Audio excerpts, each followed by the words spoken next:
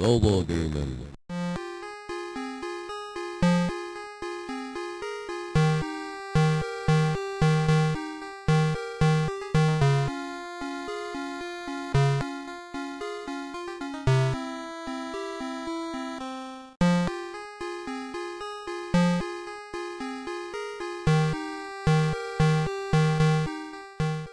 Welcome everyone to another edition of Play It Through, and on this edition it's Robodemons, brought to us by Color Dreams.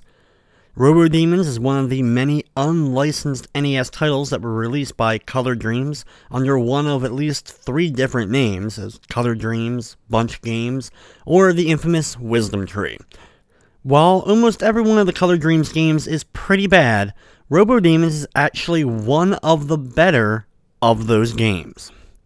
You play as the greatest hero name of all time, a most great warrior. Yes, that is the name of the main character of the game, a most great warrior, as he tries to battle the evil Call. Call has had the ability to take demons and put them into machines. Your goal is to go through each level and destroy all these demons and monsters and get through there in order to actually meet up with Call himself. There are 7 levels in total in the game, and each is broken up into 2 separate segments. The first segment always being a scrolling shooter style level, and the second one being a ground-based level.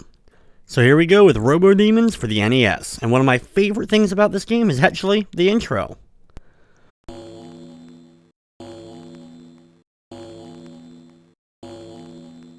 Robodemons.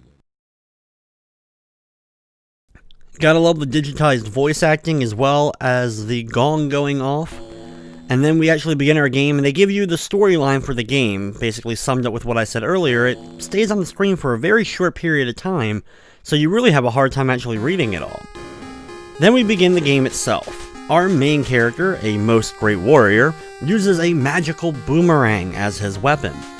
This can only be fired one at a time, and of course does come back to you unless it runs into an enemy or an enemy projectile. You can only have one projectile on screen at a time, so this takes a little bit of getting used to. Thankfully, most enemies die in 2 or 3 hits at most. In the first section of the first level, take out the flying bone dragon, and you'll be transported to the second part of the level, the main part of the level. Now in these levels, you must complete a goal in order to open the door at the very end of the level. Most of the cases, it's getting a key, though there's 2 levels that this isn't the case. In this first one, the key is actually located in the bottom left corner of the level. In order to get to it, though, we have to travel all the way to the right first, go through a door, then left, and then all the way over to the bottom right in order to go through the locked door. For an unlicensed Color Dream game, it doesn't control too bad. The jumping actually kinda works, and with the nice float that you have a little bit with the jump, you can get over a lot of enemies. You do slip and slide a little bit with the controls, so this takes the most getting used to. You'll notice in the upper right corner, you have hearts. The hearts, of course, represent your health. Now, while I have 5 hearts in the upper right corner, I actually have more health than that. Every time you pick up a heart, you gain more health. Every heart represents 4 health. You can have a total of 255 health. So you can keep picking up hearts and keep increasing your total hit meter. Unfortunately, you won't know how much health you have left until you start to see the hearts diminish in the upper right corner. The second level begins with another one of the scrolling areas, and this one's a little bit different. You don't have a main enemy to take out though before you'll eventually reach the end. Once you scroll through enough enemies, you'll automatically go to the next section. This is a good area though because a lot of the enemies drop hearts, so you want to pick up as many of the hearts as you possibly can without losing too much health so that you have plenty of health for the later levels. Once you see a most great hero go off screen, you know you made it to the next section, which is one of the worst backgrounds in the history of gaming. This thing is a huge eyesore. Take a second to really kind of pause the game and just wait till your eyes adjust to what you're seeing before you attempt to make some of these platforms. The acid down below is an instant death, so you want to avoid that at all costs. After a few platforms, you'll see a key on a lower platform. Then backtrack to the previous door that you just passed. Go through it, then go to the next door to the right of that, and then jump over again to another door. You'll be right face to face with the boss for this area, but you don't have to worry about fighting the boss since you have the key. Just go through the door and move on to the 3rd level and get the heck away from that eyesore. The third segment here is a little bit tougher. The green guys, though, are your best friends because even though they take 2 hits, they do drop hearts, and you may have lost some hearts during the previous level, but trust me, the later levels are definitely tougher with tougher enemies, so you still want to have as much health as possible.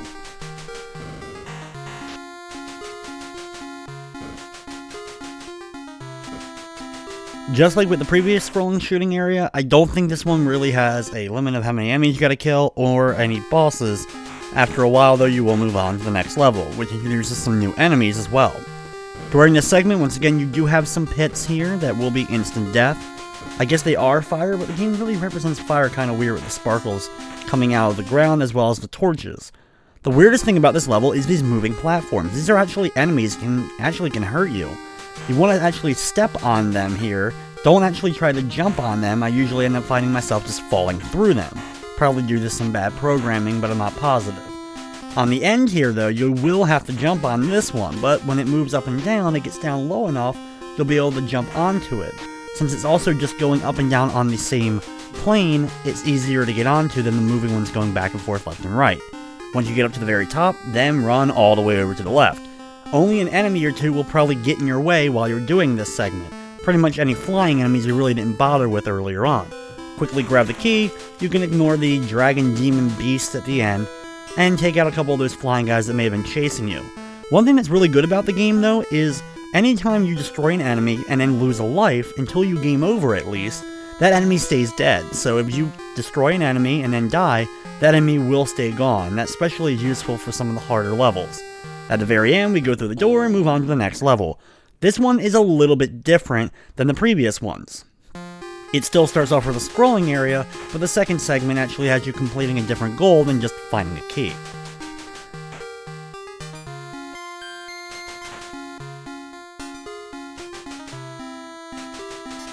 Destroy some of the flying enemies and re-get any of the health you may have lost in the previous section. After you destroy only actually a handful of enemies, you'll move on to the next area. Here we have to protect and save our ancestors. It's kind of weird. You have women that are in cages and guys that are chained up to poles. Go through the door immediately at the beginning of the level and start making your way along the top portion, going from door to door, room to room, taking out enemies along the way, and saving anyone that you see along the way. Just running into them, of course, will save them. You net points for saving them, but you need to actually save all of them in order to complete the level. The door that we need to exit this area is actually in the bottom right corner there, but we can't go through it until we've saved everyone. Well, you can, but then the level resets. And in this room, you want to make sure that you drop down, take out the enemies from the left side here, before trying to go over and save the other ancestor on the right. The weird red flying demon, who I think it looks like a demon taking a bath, ends up respawning multiple times, so just take him out once or twice and then try to get through the room back to the upper left corner to get through the door again. Once back out here, just repeat the process that you just did, working your way over to the left. Of course, destroying the enemies along the way will be very useful since they will of course still remain dead. Though it seems kind of weird that at least a couple of times with these really long rooms, if you go all the way to one end and then back to the other, sometimes a random enemy will respawn, but it doesn't happen all the time.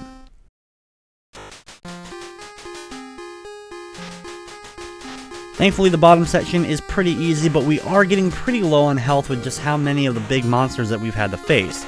So try to conserve some as you make your way through the bottom to the lower right corner and go through the next door.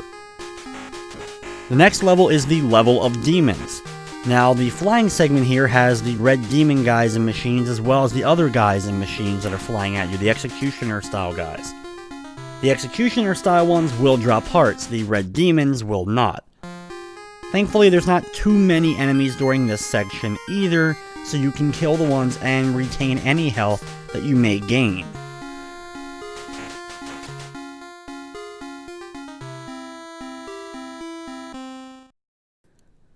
After a certain amount of time, you'll move on to the second segment of the stage.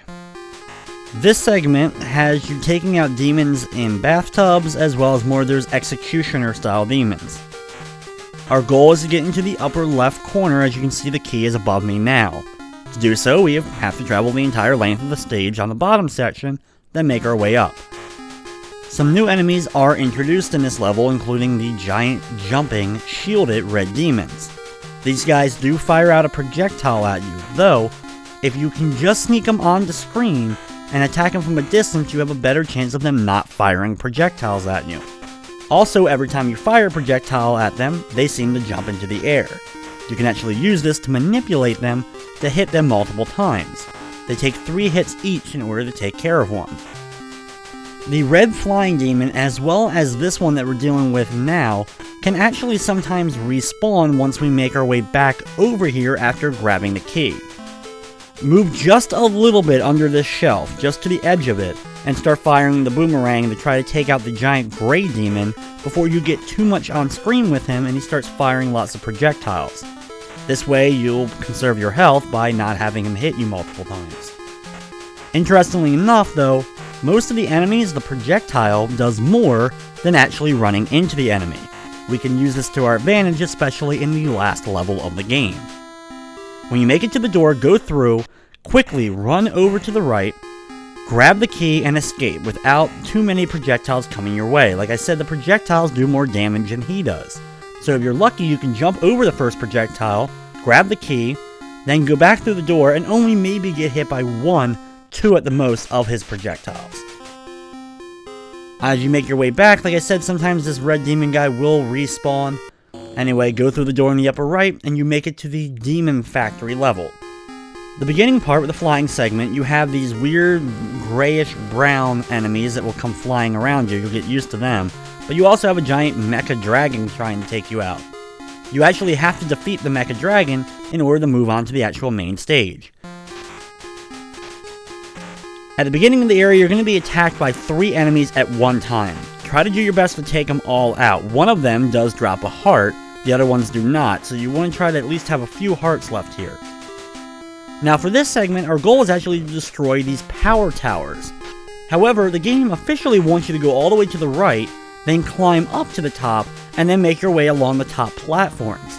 However, with a little bit of jumping and timing, you can actually hit these things from the ground level, making this level a lot shorter and a lot less of a headache. Each of these things takes 3 hits in order to take out. Sometimes it can be a little bit difficult to hit from the ground level, but trust me, it's much better to do it this way than actually climbing up. You can see that weird meter, that green meter moving back and forth on the table. That actually counts as an enemy. I don't know if you can actually destroy it or not, but it ends up hurting you if you jump into it. Just one of those weird things about the game. Your other goal for this, not only destroying these towers though, is also destroying all the robots, so I always be sure to destroy all the main enemies of the level as well. You can ignore that door because it just takes you up to the top level like I mentioned earlier. Make sure all the demons are destroyed and then take out the giant dragon at the end, firing multiple boomerangs with him just barely on screen to manipulate him so he will not fire a projectile out at you, and you can keep hitting him over and over. Once he's done, it's time for the final level. The flying segment for this has a bunch of these flying ghosts that rotate and can be really annoying. Be on your toes though, this section does not last very long, you do not gain any health from it, and now immediately you're going to be wanting to run. The best thing is to immediately jump up in this room and go through the door as quickly as possible. The golden gargoyles are the worst enemies in the game. They fire out a projectile at you that rotates around the room and also fires projectiles out of it. I've always found the best way to get through this rooms, the first and the third room of his chamber, is to just get to the door and go immediately through. Like I mentioned earlier, running into an enemy takes away less health than being hit by their projectiles. The second and fourth room just has a regular red demon and ghost, so it's a lot easier. For King Call himself, get up into this upper left corner and just stay on the ground firing out boomerangs at him. You'll destroy the right arm pretty easily. Then go over to the left section just underneath this manhole at the top and fire at the guy again, hitting the left dragon. Then continue to stand here and keep firing, attacking King Call's head until he's defeated, and you can sit back and enjoy the brief ending.